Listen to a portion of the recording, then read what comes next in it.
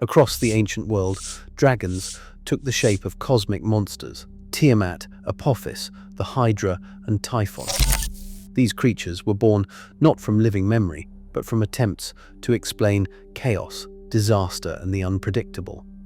The real answer to what ancient people thought dragons actually were is stranger than any single beast.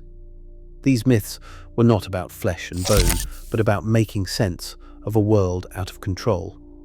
But if they were not just animals, what force made so many different cultures invent dragons in the first place? On the clay tablets of ancient Babylon, the world began not with a garden or a spark, but with a roaring sea serpent named Tiamat.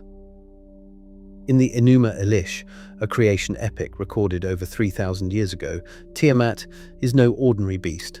She is the saltwater abyss itself, the swirling mother of gods and monsters. Her form is described as immense and serpentine, her fury unbound. When the gods rebel, she spawns an army of chaos creatures, each more terrifying than the last.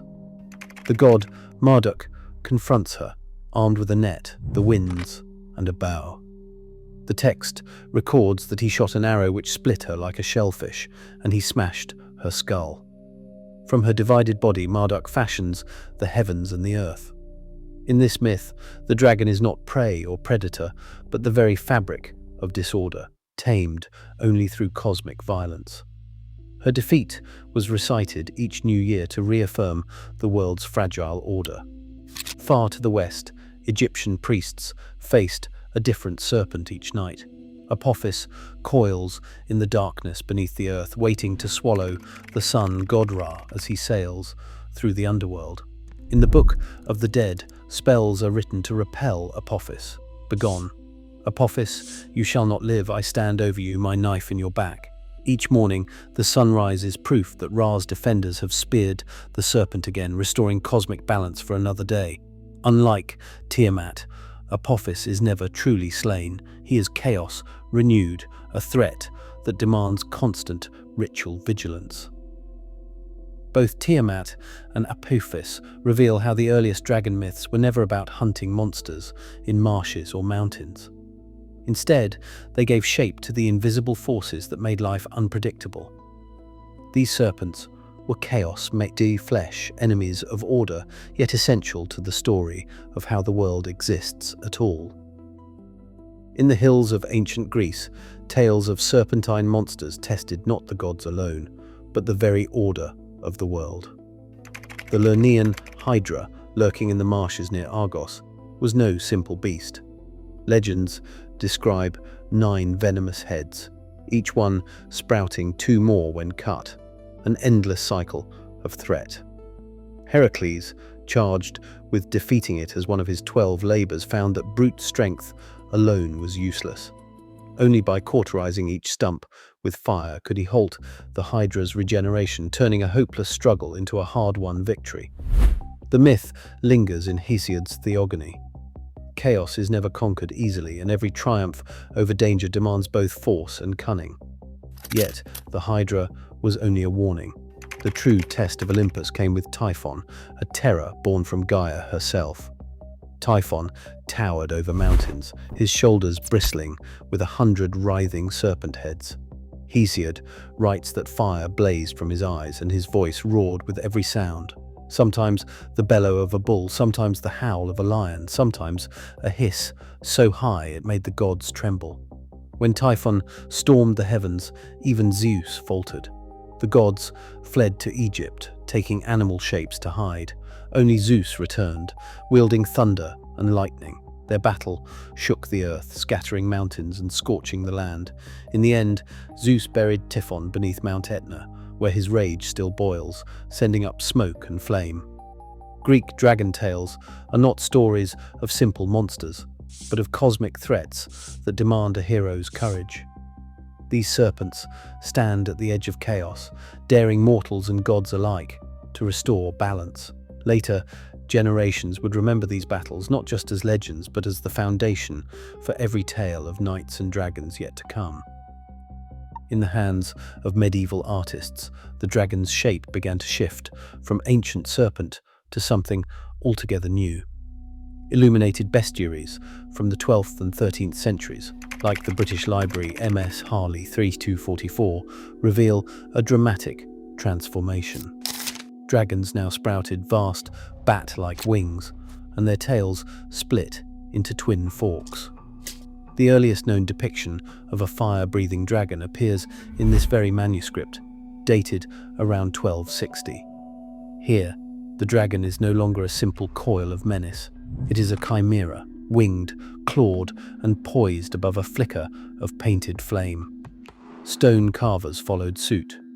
Gargoyles, perched atop cathedral roofs, twisted the dragon's form into grotesque guardians, their mouths gaping to channel rainwater, their bodies bristling with scales and spines. These creatures clung to the stone, halfway between the world of myth and the world of men. Their presence was not just decorative. In an age when few could read, these images delivered messages more vivid than words. A warning, a spectacle, a puzzle to ponder in the shadow of the nave. The dragon's new anatomy, wings, claws, a bifurcated tail, did not come from observation of nature, but from the imagination of scribes and sculptors. Artistic invention drove belief as much as belief shaped art. Through paint, ink, and chisel, the dragon became less a symbol of cosmic chaos and more a creature of moral drama, ready to play its part in stories of sin, virtue, and redemption. In medieval Europe, the dragon became more than a beast of nightmare. It became a living sermon. Church fathers and preachers used the dragon as the perfect symbol of sin, weaving it into Christian teaching. In a 12th century sermon, the dragon was described as the devil, whose breath was temptation and whose scales were the vices that ensnare men. Hagiographies from this era, especially the tale of St. George, cast the dragon as the embodiment of evil, greed, and lust. The story unfolds in countless retellings: a town terrorized, a princess offered in sacrifice, and a knight who stands between ruin and deliverance. George does not merely kill a monster, he conquers the sin that threatens the soul of the community. Medieval texts often describe dragons coiled around treasure, their hoards rotting in the darkness. This image was not just a warning against avarice, but a lesson in the dangers of desire left unchecked. The dragon's lair, filled with gold and jewels, stood as a mirror to the human heart, hoarding, festering, and ultimately self-destructive.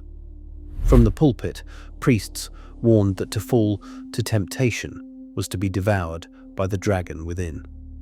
The dragon-slaying hero, whether George or Beowulf or some nameless knight, became an ideal of Christian virtue. His victory was not only physical but spiritual, a triumph over the chaos of sin and the promise of redemption. In these tales, the dragon's death is a kind of exorcism, purging the world of corruption and restoring the hope of salvation.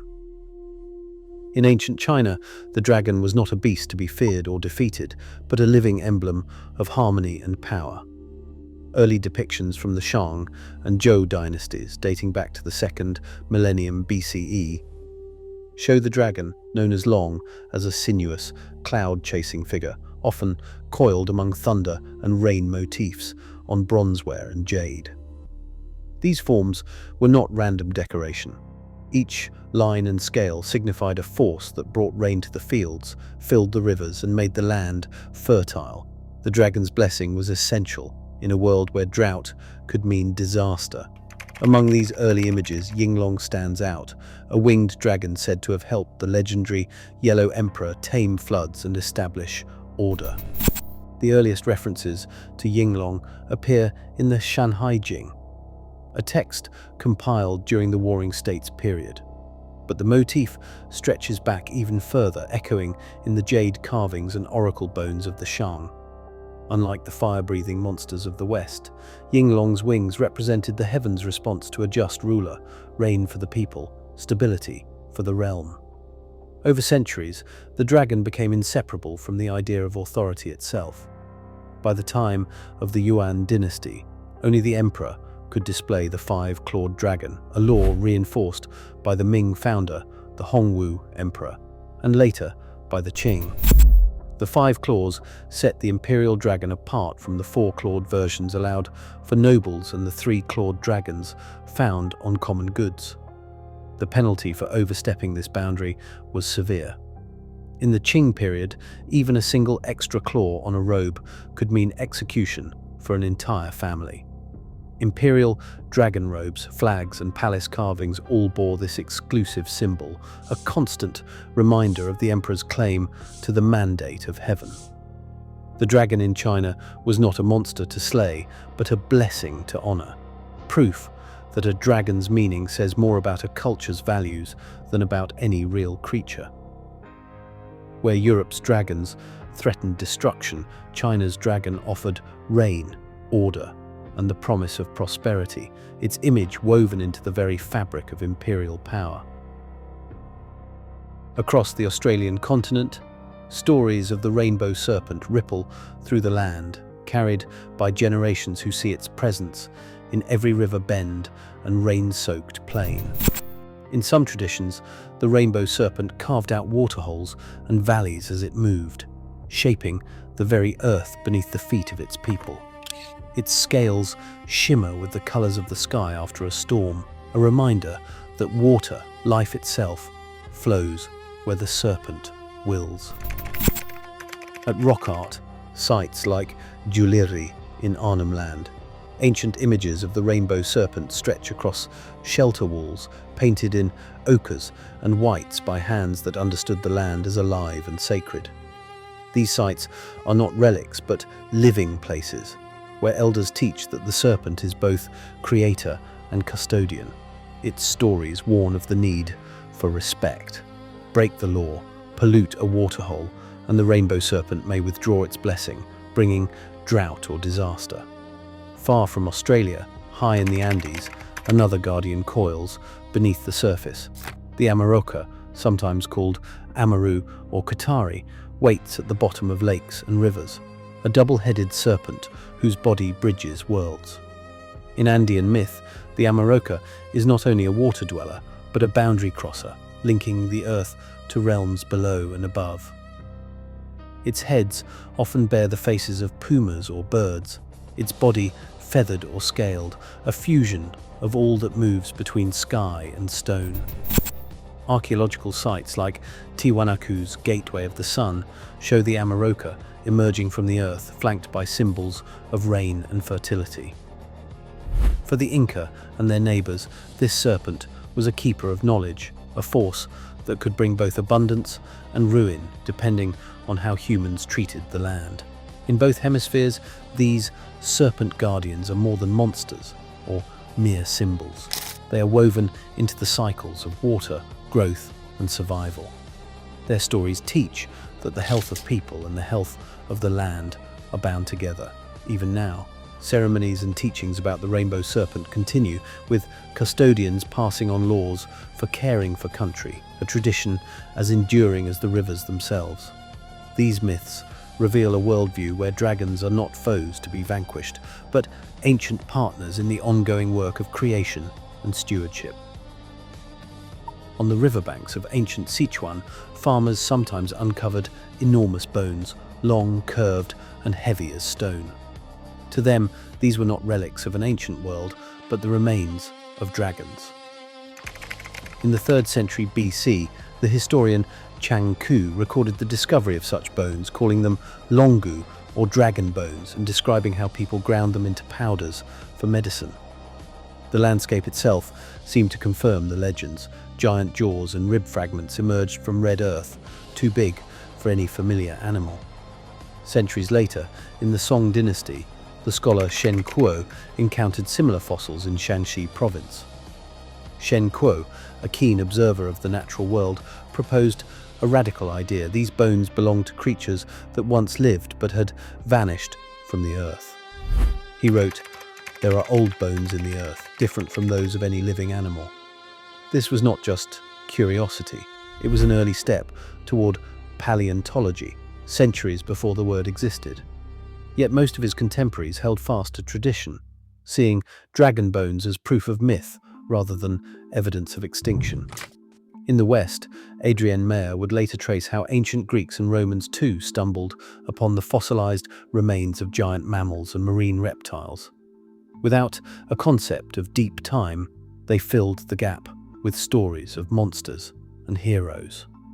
The pattern repeats. A shepherd finds a skull with dagger-like teeth, a scholar draws a dragon in his notes, and a community reimagines its landscape as the hunting ground of vanished beasts. Imagine finding a massive skull not knowing what dinosaurs were. Your mind would fill in the blanks, and those blanks became dragons. On the banks of the Nile, a crocodile can stretch nearly 18 feet from snout to tail, armored in scales and capable of dragging a bull into the water with a single snap. Ancient Egyptians knew these creatures well, sometimes fearing them, sometimes revering them as living gods. To travelers from lands without such giants, the sight of a crocodile basking or walking high on its legs must have seemed like a monster come to life. Stories of enormous reptiles, glimpsed in the reeds or lurking just beneath the surface, could easily inflate into tales of dragons, especially when filtered through rumor and distance. In other corners of the world, fossils and other finds provided raw material for dragon myths. Deep underground in coal-rich lands, miners sometimes uncovered fossilized trunks from forests that vanished over 300 million years ago. These were lepidodendron, towering plants whose bark was pressed into diamond-shaped patterns, each scale glinting with the memory of ancient swamps. A log as thick as a man's body, covered in reptilian textures, could be mistaken for the shed skin of a serpent too large for any living forest. The ulodendron, another fossil plant, sometimes revealed a round cavity at one end, a feature that in the imagination might become a dragon's staring eye. These discoveries, living reptiles and petrified trees, offered tangible proof of creatures beyond the ordinary. In regions where animal bones were rare, the land itself provided evidence. Scaly trunks, massive jaws, and the occasional glimpse of something alive seemed to belong to another age. The world was full of echoes, and ancient people listened closely, piecing together dragons from the clues left by water, stone, and time. Dragons endure not because they once stalked the earth, but because we still crave meaning in the unknown. As new discoveries reshape our understanding of the past, these ancient myths reveal more about us than about any lost creature. In a world still full of mysteries, what we imagine says as much as what we know. Share your perspective below and tell us what the dragon means to you today.